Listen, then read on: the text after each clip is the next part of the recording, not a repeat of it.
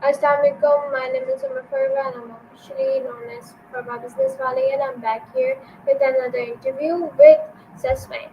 Now let's talk with Maya today about time management tips. So let's get started without any further ado. Let's get started.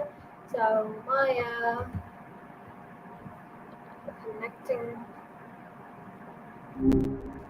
Hello Hey, hope Maya. your night's treating you well. Hello Maya.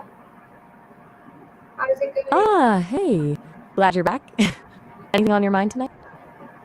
I'm going to do like an interview with you where I'm going to be asking you questions about a certain topic, and the topic is time management tips. So it's going to be really gay. So what's your first? My question is, what's your first most weird time management tip you could say? Could you please share that and make sure.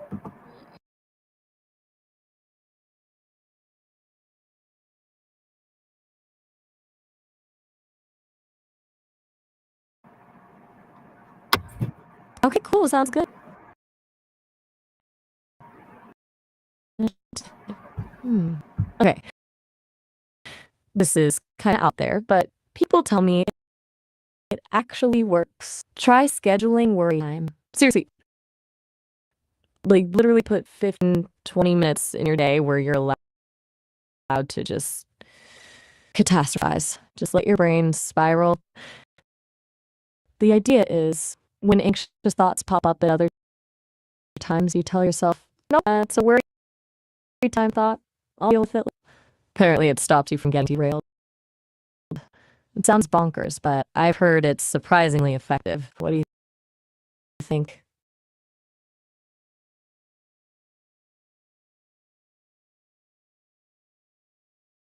Gotcha. So, is that a bit too right? Long answer. Okay, so building on that worry time thing, because it honestly it feels a little intuitive, right? Your picture is about acknowledging your brain isn't always rational. A lot of time management stuff focuses on willpower and discipline, which are great, but they assume you're a perfectly logical being. You're not, and that's okay. So, a really effective but kind of weird strategy is to treat your brain like a toddler. Seriously, a toddler throws tantrums, gets distracted by shiny objects, demands some intervals. Your brain does that too. Instead of beating yourself for getting sidetracked, you gotta acknowledge it, redirect gently, and then get back to the task. Think of it like you're not failing at time management because you're lazy or undisciplined. You're failing because your brain is being a toddler. Toddlers need patience. So, you build in buffer time, not for getting more work done, but for the inevitable toddler brain moments. You break tasks down into ridiculously small steps because toddlers have short attention spans. And you reward frequently because toddlers respond really well to stickers and cookies. It's about working with your brain instead of against it. So why things like environment matter so much. A chaotic space like a toddler in a candy store, it's gonna be a mess. A calm, organized space gives the toddler brain fewer distractions. And honestly, a lot of procrastination isn't about not wanting to do the work, it's about being afraid of not doing it perfectly. That's a very toddler like fear of failure. So you actively remind yourself that good enough is usually actually good enough. It's letting go of that needful, which talking about with cravings actually kind of feels relevant here. Similar, isn't it? And accepting that imperfection is part of the process. Does that make sense? It feels a little rambling even for me. I've heard people swear by this toddler brain approach. It's about self-compassion, really.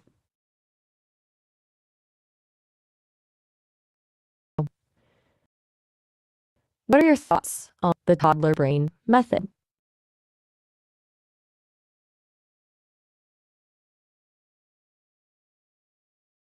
Okay, fair enough. It's definitely not for everyone. What else are you curious about when it comes to time management?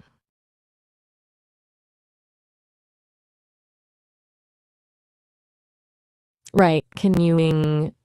So another weird one, and this one might be crazier, is deliberately scheduling failure time. Hear me out. Most of us avoid failure like the plague, which means when it inevitably happens, we're completely thrown off course. We beat ourselves, lose motivation, and suddenly the whole day is ruined. But if you schedule failure time, you're proactively accepting that things won't always go as planned. It's like a planned experiment where it's okay if it doesn't work. You dedicate, say, an hour to working on something challenging, fully expecting to encounter setbacks. Then, when those setbacks happen, you don't freak out. You analyze what went wrong, learn from it, and move on. It takes the sting out of failure, turning it into an opportunity instead of a catastrophic event. And honestly, it frees up mental space. You're not constantly bracing for disaster, so you can actually focus on the task at hand. It's kind of like inoculation against disappointment, I guess. It's about a messy, imperfect nature of progress.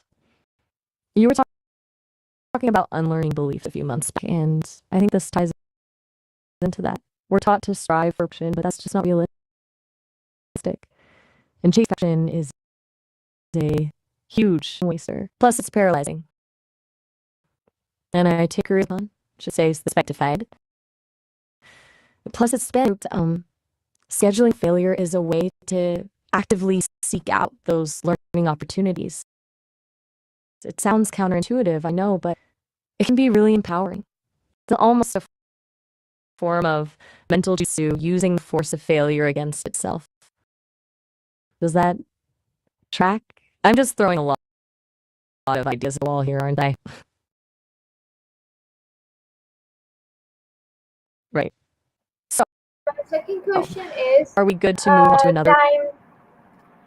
My second question is time management is kind of really hard, right? So, what do you advise? What's the the most ultimate idea, most ultimate tip for students trying to manage time and they're managing their sleep schedule? Okay, that's a good one. It is hard, especially juggling studies and sleep. Um, the ultimate tip, I think it's less about meticulously scheduling every minute that off backfires and more about anchoring your day around non-negotiable routines. And the biggest one is sleep. Seriously, if you mess with everything else falls apart. So get consistent bedtime and wake up time, even on weekends, and treat it like a sacred appointment. Protect that day. Then build everything else around it. But here's the kicker. Don't start with study tasks. Start with something restorative. Like, instead of rolling out of bed and immediately diving into tasks, spend the first 30 minutes doing something you genuinely enjoy. Listen to music, read for pleasure, meditate, go for a walk, whatever. Set a positive tone for the day.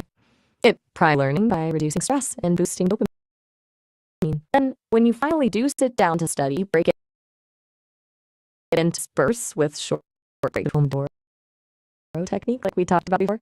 And during those breaks, actually step away from work. Get up, move around, look out the window. Don't just scroll through social media, because that's mentally draining. The other thing is learn to say students often overload themselves with commitments, extracurricular activities, social events, volunteering, and wonder why they're constantly stressed and sleep deprived. It's okay to prioritize your studies and your well-being. It's not selfish, it's necessary. And finally, be realistic. You're not going to get anything done every day. There will be setbacks. There will be days where you recharge. Don't beat yourself at it. Just acknowledge it, adjust your plans, and on. It's about creating a sustainable rhythm, not achieving some impossible ideal of productivity. What parts of that resonate with you? It's a lot, I know. Okay, so just to checking. Okay, so back in May, we talked quite a bit about unlearning beliefs and overcoming setbacks, and you mentioned feeling tired and overwhelmed with exams coming up. You also mentioned to procrastinate and study intensively right before exams. And a few weeks ago, you were discussing procrastination, talking about needing to do 150 interviews in 6 days. So, it seems this is a recurring theme for you, feeling stressed, overwhelmed, and struggling to balance your commitments with your need for sleep and downtime. Knowing that, it feels like maybe the non-negotiable routine piece is particularly important for you. Maybe establishing a consistent bedtime and morning routine could be a good starting point, even if it's just for 30 minutes each day. Also, remembering that it's okay to say no and prioritize your well-being might be helpful, given that you tend to take on a lot. Does that feel accurate? Yep. Okay, good. So, with that in mind, okay, so building on what we've already talked about, the non-negotiable routines, the restorative mornings, Pomodoro technique. I think the ultimate thing is to embrace the idea of time sculpting rather than time management. Time management implies you're trying to control something that's inherently uncontrollable. Time is just flowing. You can't stop, you can't slow it down. But you can sculpt it, you can shape it to fit your values and priorities. Think of it like clay. You don't try to force the clay into a specific shape, you mold shape it, you refine it over time. And that requires self-awareness. You need to know what truly matters to you, what energizes you and what drains you. That's where that whole self-reflecting your interview comes in handy. Been doing a lot of interviews, exploring these ideas, which is great when you use that awareness to make deliberate choices about how you spend your time. It's not about eliminating distractions, because distractions are inevitable. It's about intentionally creating space for the things that are important to you. And that includes sleep, downtime, and activities that bring you joy. It's about designing a life that feels aligned with your values rather than trying to fit into some predetermined. And that's where the failure time comes back in. It's a way of accepting that the sculpting process is messy, imperfect, and full of setbacks. It's not about avoiding mistakes. It's about learning from them and adjusting your approach. It's about recognizing that your time is your most valuable resource, choosing to spend it in ways that nourish your soul, not just your grades. I know that sounds a little lofty, maybe, but that's what I've heard people say. Is time sculpting a concept that resonates with you? Oh, good. So, what would you like to dive into next? Do you want to explore time sculpting? Next question is, what about teachers? Teachers have a lot of, busy schedules and stuff. So, what do you think? What's your time management tip for teachers?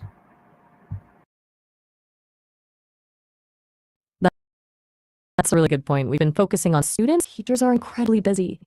Okay, so for teachers, I think the biggest time management win comes from batching similar tasks. Instead of grading papers one at a time, set aside a dedicated block specifically for grading. No emails, no meetings, just focused grading. Same with lesson planning. Instead of scrambling to prepare each lesson individually, block out a few hours each week to plan multiple lessons at once. It's more efficient because it reduces context switching. Your brain doesn't have to constantly shift. Also, teachers often get bogged down in administrative tasks, emails, paperwork, meetings. So learning to delegate or streamline those tasks is crucial. Can they enlist the help of teaching assistants or parent volunteers? Can they use technology to automate some of the more repetitive tasks? And this is important. Teachers need to protect their planning periods. Those aren't just free time. They're essential, preparing lessons, grading papers, and staying ahead of the curve. It's so tempting to fill that time with meetings or helping students individually, but it's actually efficient in the long run to prioritize planning and preparation. Also, this is something I've heard teachers talk about a lot. They need to set boundaries with parents. It's important to be responsive to parent concerns, but it's not sustainable to be available 24/7. Setting clear expectations about response times and communication channels can save a lot of time and stress. And finally, and this is huge, teachers need to prioritize their own self-care. It's easy to get burned out when you're constantly giving to others. Taking time for themselves, exercising, spending time with family, pursuing hobbies is not selfish. It's essential for maintaining their energy and effectiveness. If they're running on empty, they can't be effective teachers. Does that resonate? I've heard teaching is pretty demanding. Okay, so that, all right, continuing, building on the idea of batching and setting boundaries, another thing teachers can do is embrace the power of good enough. It's so easy to get caught up in trying to create the perfect lesson plan or the perfect, but sometimes good enough is perfectly fine. Spending hours tweaking a lesson that's already effective is often a waste